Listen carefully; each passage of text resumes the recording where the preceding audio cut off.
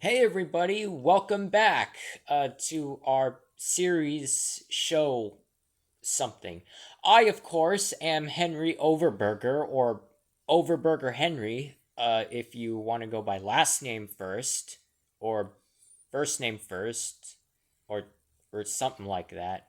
Uh, Well, but yeah, I'm not like Snoutzer here though. He doesn't have a full name. It, I'm just or Schnauzer. yeah, or should I say it, because it's a robot. So naturally it'd be genderless. Okay.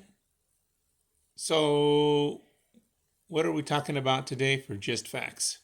Oh yeah, we're going to be talking about water heaters. Now, basically what water heaters are is, well, what the name suggests. They're water heaters. And depending on what type of water heater you're using, whether it be from electricity or natural gas, it'll heat up the water and basically travel everywhere in your house. It'll heat up the water coming from your sink, your bathtub, your shower, all that. Although yeah, I don't want to although I don't know if there are other things in which water can be heating up for useful stuff. I mean, Well, and you can also use it to wash. You also use this when you need to use warm or hot water for washing clothes. yeah, that too. Oh yeah, I didn't even think about the washing machine. Oh, and if a person has it, which not everybody does, it could be used also for the hot water for a dishwasher if the person has it. Not everybody has one, of course. Well, I mean, yeah, if you want to be lazy and just let a machine wash the dishes. Depends on how many dishes you're going to wash. But that's another story. Anyways, so you want to know how they work? Well, I mean, I kind of do already know how they work. Water heaters are a huge tank filled with water, right? Like, cold water comes from the bottom and then hot water comes from the top. And I might be getting this mixed up. Am I right on that? You're right about that. And at the bottom of a natural gas water heater, there is like a flame, and that flame turns on and heats the cold water that's coming in the bottom. And as of course hot water rises, so the hot top part of the tank's water is hot, and that's why the hot water comes out the top. Now, in an electric one, it has electric elements that are suspended inside the tank, and they heat the water from the inside. So it depends on which kind you got, but both of them have a couple things in common. One is that they have a thermostat, so the water doesn't get too hot or it doesn't get too cold.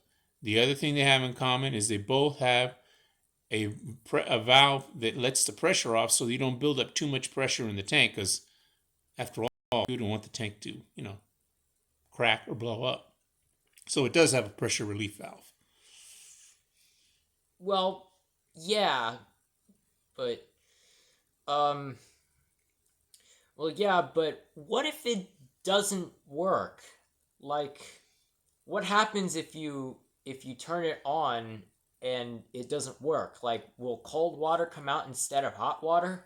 If a hot water heater doesn't work because it's broken or something's wrong with it, you're only going to get cold water. I So knew it. you have to have a working hot water heater, either Yeah. of either I kind. mean, I mean, you're, I mean, working hot water Heater. heater. That you're basically saying you basically said hot twice, because you're saying hot and heat. Basically, you're saying the same thing. Like, what if I worded it this way?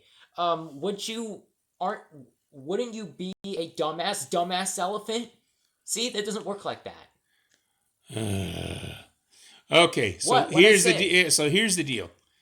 If you have an electric water heater and the power goes out, it's not going to heat the water. However, if you have a natural gas water heater, as long as it doesn't have an electric fan to vent the natural gas fumes that have burned, it will run and heat water even when there is no power. So there are, advantages and disadvantages to each. Well, that's true, but here's here's another question. Are these things harmful for the environment? I wouldn't say so. The electric one obviously uses electricity that's already been generated by some form. Well, yeah, but that electricity could be coming from a factory. Mm, our electricity comes from all kinds of sources nowadays, but that's another Yeah, discussion for another time. yeah, such as solar and wind and stuff, and And water. wouldn't water short out the electricity? That's why we better talk about how electricity is made another time, because that would be a whole nother Actually, show. yeah. Actually, yeah. That's gonna be the next episode, everyone. Electricity. Yeah, we're gonna do our best to try to talk about that for the next time. But with the gas one, it's natural gas. It burns fairly clean. It's not perfect, but it's fairly clean burning. I mean, and haven't you ever been going down the road and seen a bus that's powered by natural gas, or a dump truck? It's not powered by the other stuff. So it burns cleaner. I'm not saying it doesn't have some negatives, but it burns cleaner than the other. Yeah, that's true.